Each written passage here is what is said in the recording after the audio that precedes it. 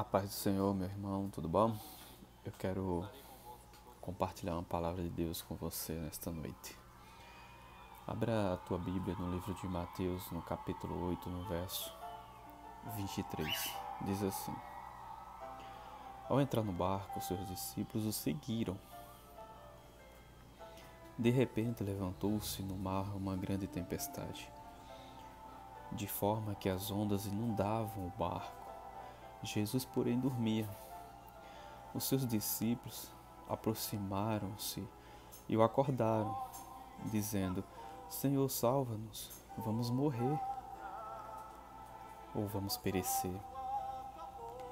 Ele lhes disse: Por que temeis, homens de pequena fé? Então levantou-se, repreendeu os ventos e o mar e fez grande calmaria. Aqueles homens se admiraram, dizendo: Quem é este homem, a quem até os ventos e o mar o obedecem? Irmãos, eu quero te dizer que nós temos o nosso barco, e muito parecido com essa situação que está aqui relatado no livro de Mateus, nós também vivemos um momento de tempestade na nossa vida, um momento de ventos contrários em nossa vida. E qual é o nosso barco nos dias de hoje? O nosso barco é a nossa família, o nosso barco é a nossa vida. E esse barco está aflito, tem muitas pessoas angustiadas, tem muitas pessoas aflitas. Veja aqui no versículo 23, diz assim: Ao entrar no barco, seus discípulos o seguiram. Nós somos os discípulos de Jesus, nós seguimos Jesus. Então, Jesus está no nosso barco, Jesus está conosco. Mas tem um problema, irmão. Tem um problema porque na hora da angústia, na hora da dificuldade, nós nos desesperamos. Nós enfrentamos as aflições da nossa vida, as tribulações da nossa vida, e nós ficamos apavorados, angustiados, assim como os discípulos que acordaram Jesus e falaram bem assim: escuta, não se importa que nós venhamos a morrer, o barco está a ponto de afundar, a água está invadindo o barco e o Senhor dorme.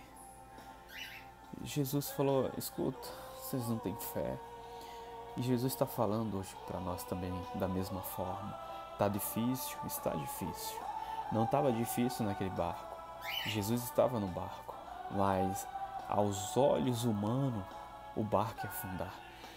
Irmãos, o problema é que na ausência da fé é o medo é quem domina, o medo é quem impera. Então nós não podemos nos deixar ser influenciados pelas notícias. As notícias de que vamos ficar desempregados, que virá grande miséria. A notícia de que a doença, a pandemia pode entrar em nossa vida, pode nos afligir. Essas coisas nos faz trazer o medo, nos faz trazer a aflição. E nós não podemos ser guiados por notícias do mundo. O justo, ele vive da fé. O justo, ele vive daquilo que Deus disse. O justo vive da palavra de Deus. Se o justo ele não viver da fé, então Deus não se agrada dele. Veja aqui no livro de Isaías, no capítulo 64, versículo 4, diz assim: Ele é o Deus que trabalha para aqueles que nele esperam. Então de quem que você está esperando, irmãos? Uma vitória. De quem que você está esperando? Você está esperando de quem? Você está esperando que a ciência faça alguma coisa? Você está esperando que a mídia venha dar boas notícias? Você está esperando que o mundo traga boas novas? Não, irmãos. Você vai se dar mal. O mundo não pode nos trazer paz. Se alimente da palavra de Cristo, porque Jesus, ele não morreu em vão. Irmãos, olhe para aquela cruz. Veja o que sofreu Jesus, o nosso Senhor. Ele sofreu toda aquela dor. Não foi para ver nós desistirmos. Não foi para vermos nós sermos derrotados. Não. O versículo 23, os discípulos, eles decidiram seguir Jesus, assim como eu e assim como você. Então, eu quero te dizer que Jesus continua no seu barco, no nosso barco.